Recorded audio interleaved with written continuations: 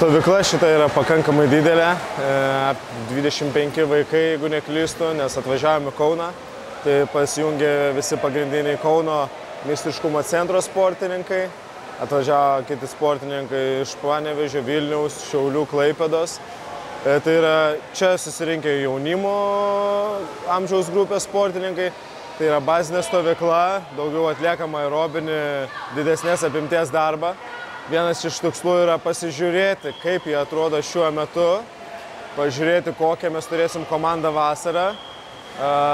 Vasarą vis tiek, aišku, nežinom tikslaus skaičiaus, kiek jų atsirinks, bet norisi žinoti, iš ko mes lipdysim komandą, nes norisi parodyti rezultatus bent jau neprastesnius negu praeitais metais.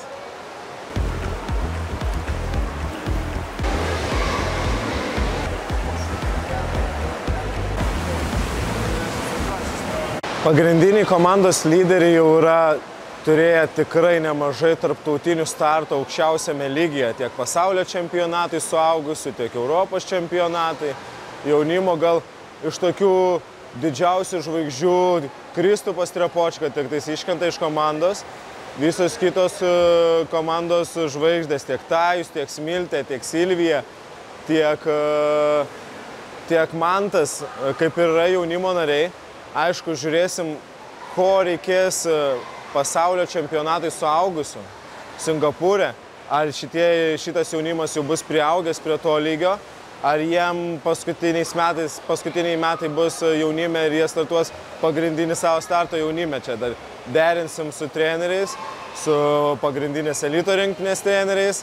Šitas klausimas bus pagrindė suderintas. Ir taip norisi startuoti stipriai Europos jaunime. Ir matysim, kurie yra užsivedę ir startus ir startuos pasaulio jaunime, kuris vyks rugpjūčio 19-24. Tai aišku, tie lyderiai, kurie norės startuoti ir kurie turės tuos laikus, kad galėtų startuoti pasaulio jaunime, jie realiai turės daugiausiai 2 dienas po Europos jaunimo poilsio ir turės iš karto šokti vandenį. Kitų variantų net nesimato, kad galėtų startuoti pasaulio jaunime. Jų atostogos bus tik tais rugpjūčio mėnesį.